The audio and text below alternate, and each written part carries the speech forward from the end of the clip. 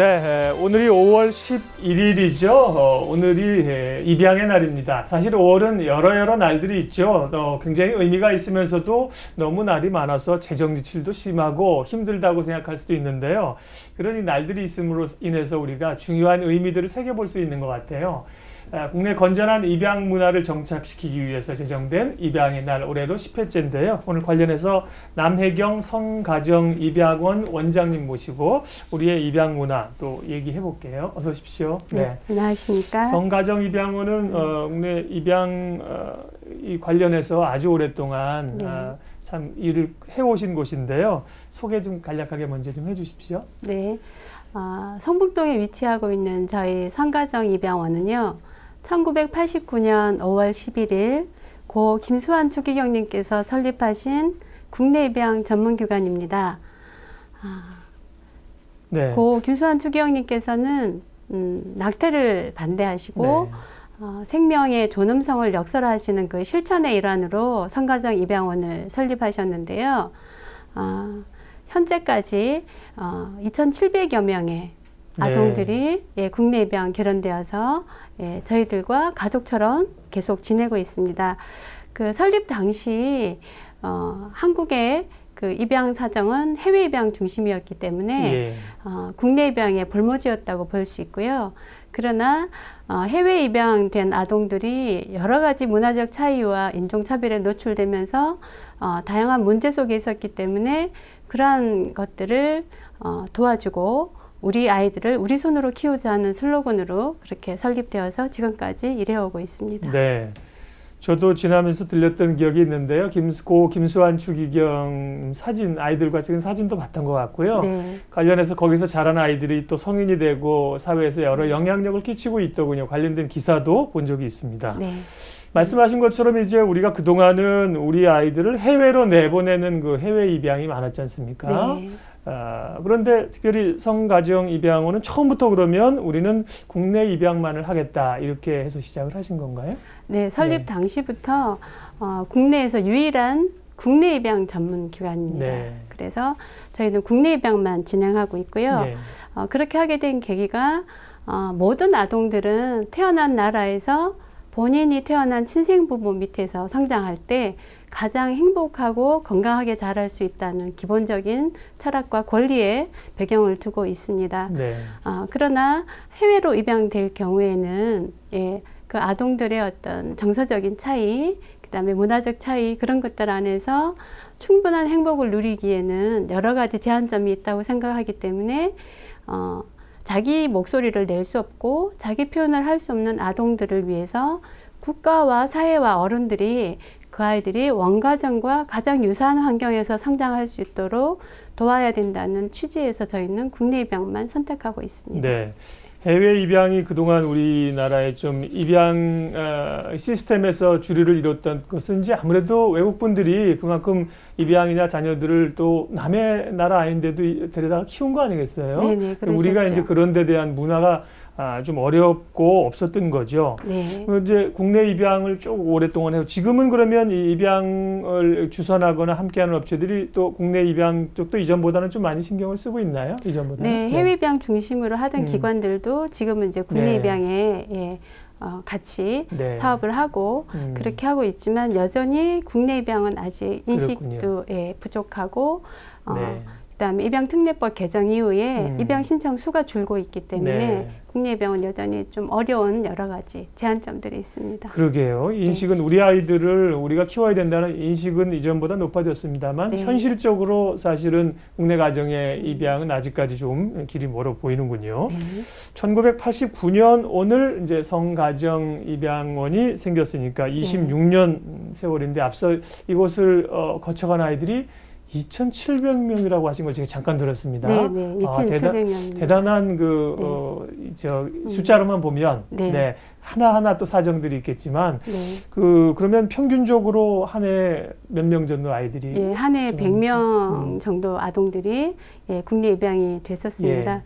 그런데 이제 최근에 2012년 입양특례법 개정 이후에 반으로 줄어서 네. 한 해에 지금 40명에서 50명 정도의 아동이 국내 입양이 되고 있습니다. 네. 아니 입양이 잘 되도록 법률 지원이 돼야 되는데 네. 입양 특례법을 만들었는데 입양이 더 잘 안 되고 있다니까 좀 답답해요. 네. 입양 특례법은 뭐 잘은 모르겠지만, 그러니까 입양을 할 수 있는 그 부모의 조건을 강화한다든지 뭐 이런 내용들이었나요? 네, 우선은 예, 부모의 자격이 강화되고 민간 기관에서 검정을 하던 자격을 국가가정법원에서 검정을 하고 허가를 하게 됐습니다. 그래서 이제 신고제에서 허가제로 바뀌게 된 거죠.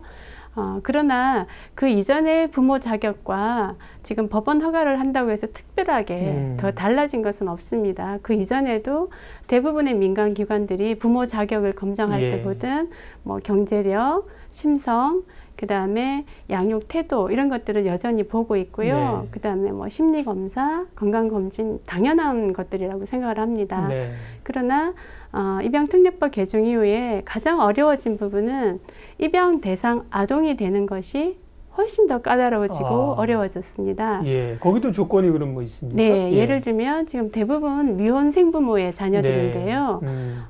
미혼모가 미성년자인 경우에는 그 미성년 생부모의 부모까지, 양쪽 부모까지 입양 동의를 하게 되어 있습니다. 그러나 그런 걸 찾아내기가 현실적으로 어려운 거군요. 네, 그렇죠. 많은 미혼모들, 미혼부들이 결손 가정의 자녀인 경우들이 많고 이혼 가정인 경우가 많습니다. 그리고 한쪽 부모님이 행방불명된 경우들도 많고요. 그렇죠. 이제 그런 분들을 찾아서 동의를 받는 과정이 굉장히 어렵기 때문에 그 과정에서 불행한 일들도 발생하고 아동이 유기되는 경우들도 발생하고 그렇게 이어지고 있습니다. 물론 뭐 법을 만드신 분들이 더 입양이 어렵게 하기 위해서 만들지 않았겠죠. 또 입양을 좀 더 활성화하고 건전화하려고 한 건데 결과들은 반대 현상으로 나타나고 있다는 안타까움이 있습니다. 그동안 이제 2,700명, 한 해 100명의 아이들이 이렇게 성가정 입양원을 거쳐갔어요. 원장님 입장에서는 뭐 자녀 같은 생각이 드실 것 같아요. 그리고 수많은 아이들이 눈에 이제 지금도 거쳐갈 거고 연락도 하실 거고 뭐 아이마다 사연이 없고 정이 없는 아이가 어디 있겠어요만은 기억에 남는 일 좀 몇 가지만 얘기해 주세요. 사실 그동안 그 수많은 사연들을 가지고 아이들이 오고 또 수많은 사연을 가지고 가정으로 가게 되죠. 그렇지만 그 중에서도 최근에 가장 특별히 기억에 남는 아이들이 5살이 돼서 입양이 된 6명의 남자 아기들입니다. 이 아기들은 입양특례법 개정 전에 저희 기관에 입소를 했고요. 그래서 입양특례법 개정 시점을 앞두고 특례법 개정 이전에 모든 절차를 그대로 소급해서 그냥 해주겠다. 그래서 입양에 어려움이 없게 해주겠다 약속을 하셨지만 막상 입양법 개정 후에 이 아동들이 법원 진행을 하려고 할 때 생부모의 동의를 다시 받아야 한다. 그때는 법 개정 전에는 생모의 동의만 있으면 됐거든요. 근데 생부의 동의를 받아야 한다.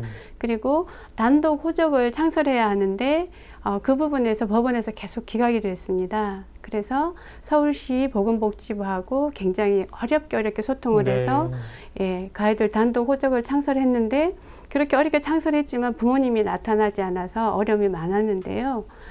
저희가 많은 홍보와 다양한 것들을 한 결과 기적처럼 그 부모님들이 나타나서 5살 된 남자 아기 6명이 3달 간격으로 일시에 이렇게 입양이 됐어요.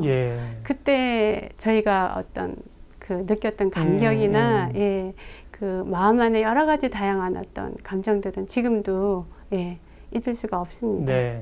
그러니까 아이들이 입양원에서 잘 생활하고 건강하게 생활하는 것도 좋지만 정말 행복한 가정으로 이제 찾아갈 때의 그 기쁨이 제일 크시군요. 말씀하는 걸 들어보니까요. 지금은 그러면 입양원에서 아이들이 몇 명 정도 생활을 하고 있고요. 아이들은 그럼 어떻게 주로 생활을 하고 있나요? 저희가 월 평균 보호 아동 수가 70명입니다. 그래서 그 중에 35명은 저희 입양원 원 내에서 보호가 되고요. 나머지 35명은 입양 결혼이 돼서 법원 허가 진행 중인 아기들입니다. 네. 그런 아기들은 입양 전제 위탁이라고 해서 가정으로 가서 지내게 되는데요. 네. 그래서 항상 거의 70명의 아동 중에 35명은 가정에서 허가 절차를 대기하고 35명은 원내에서 생활을 하고 있습니다. 네. 예, 가정과 똑같은 환경을 최대한 만들어주려고 노력하고 있고요. 돌이 지나고 나면 가정에서 성장하는 아기들보다 시설에서 성장하는 아동들이 자극이 굉장히 부족하고 네. 예, 1:1 주 양육자가 없기 때문에 다양한 신체적인 정서적인 발달 지연이 있을 수 있기 때문에 예. 조금 앞서서 저희가 프로그램도 제공하고 심리 정서적인 치료도 네. 제공하고 그렇게 해서 지금 정상 발달을 유지하고 아동들이 건강하고 밝게 성장할 수 있도록 최선을 다해 돌보고 있습니다. 집에서 요즘은 아이가 한 명인 가정이 많잖아요. 네. 거기 뭐 2명, 3명 키우면 정신이 없을 텐데 네. 지금 뭐 70명 또 이제 원에서만 돌보는 아이들이 35명, 40명 되면 뭐 네. 애 울음소리와 뭐 여기저기 밥 먹이고 정신이 없으실 것 같아요. 눈에 보기에도. 네, 네. 대단들 하십니다. 네. 근데 주로 이제 어린 아이들인데 네. 새로운 부모님을 잘 찾아가기를 기대하고 네. 또 기도하시고 연결하실 텐데 네. 근데 이제 그 연결이 잘 안 되는 경우도 있고 혹시 네. 입양기관에서 머물 수 있는 아이들의 연령이 제한이 돼 있습니까? 일시보호소 네. 개념이기 때문에 연령 제한은 따로 없습니다. 없고요. 예. 그렇지만 아동의 어떤 심리 정서적인 발달과 신체적인 발달을 볼 때 5세가 지나면 네. 아이가 평생 머무를 곳으로 환경이 예, 전환이 돼야 됩니다. 그래서 저희가 최대 만 5세, 6세까지 네. 원내 보호를 원칙으로 하고 있고요. 그때까지 입양이 안 되면 가정과 가장 유사한 네. 공동생활 가정이나 다른 시설로 옮겨야 되는 게 이제 맞습니다. 그럴 땐 좀 마음이 아프시겠네요. 예, 다행히 현재까지는 그래도 그렇게 다른 시설로 간 경우는 없고요. 네. 예, 특별한 어떤 사정이 있을 때 전원하기도 했지만 입양이 네. 안 돼서 다른 시설로 간 경우는 현재까지는 없습니다. 다행이네요. 네. 예.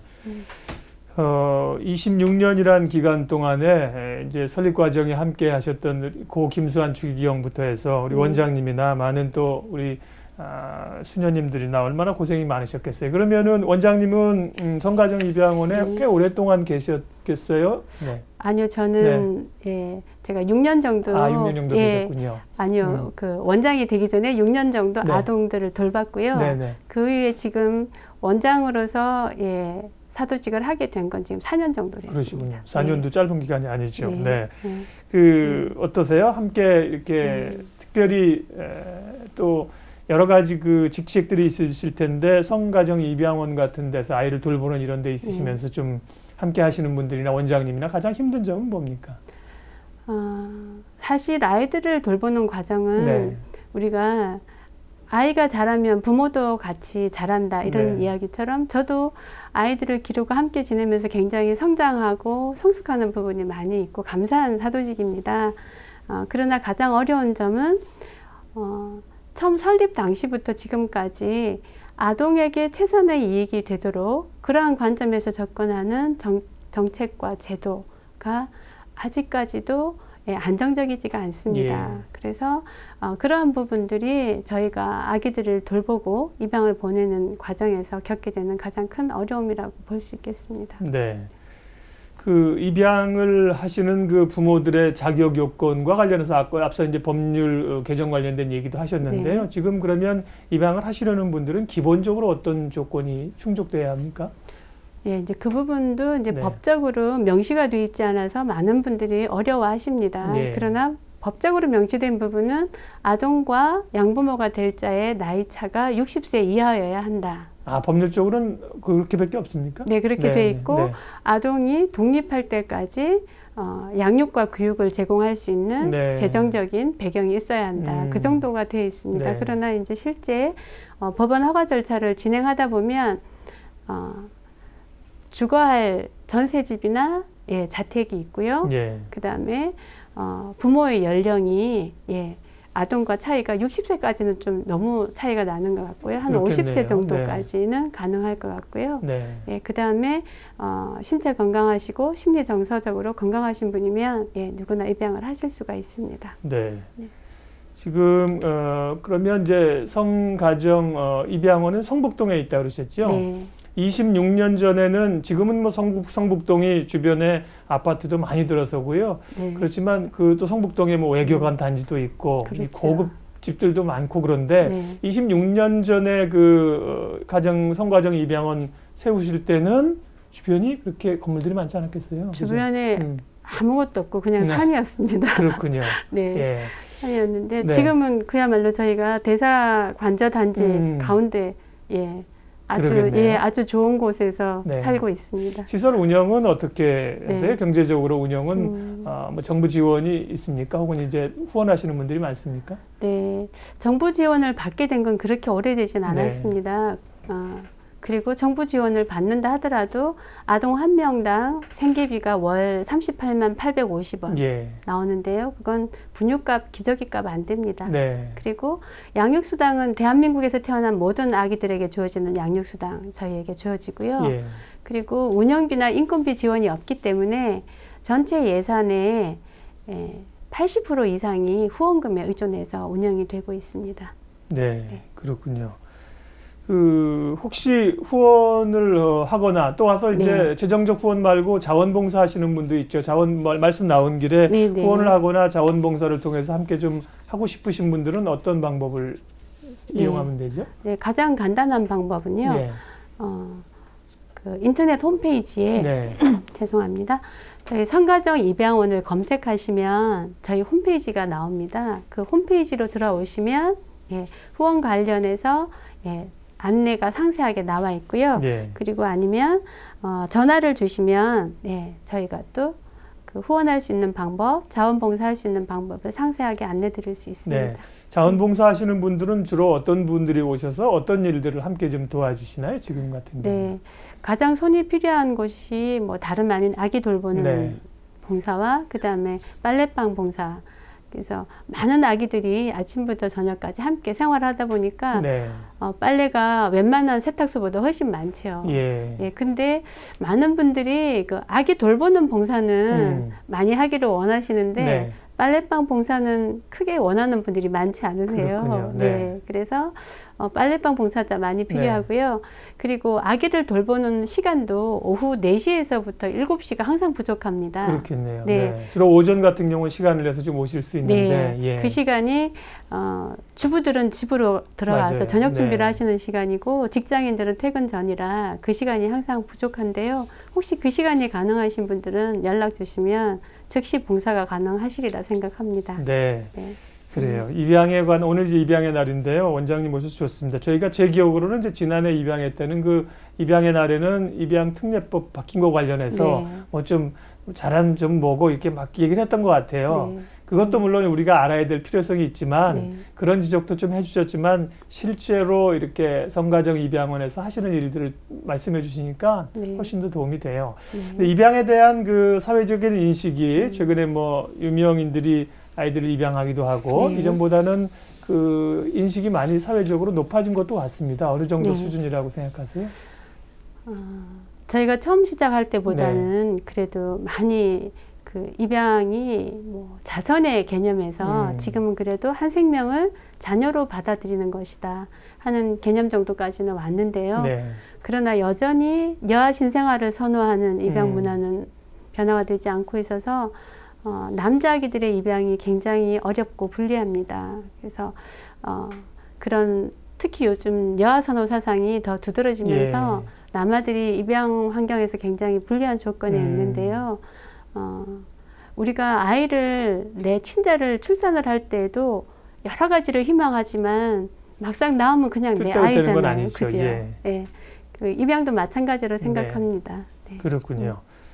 그 앞으로 계획 여쭤보기 전에 이걸 하나만 더 여쭤보고 싶어요. 근데 입양에 대해서 마음도 있고 많은 분들이 관심이 있는데 야 내가 했다가 다른 아이를 키울 수 있을까? 이런 사실 자신이 없단 말이에요. 근데 그런 분들에게 좀 해주실 수 있는 말이 일테면 신중하시라고 하실 수도 있고, 네. 혹은 이제 뭐 그러면은 그게 어렵다면 작은 일부터 시작을 해보면서 할 수도 있고요. 네.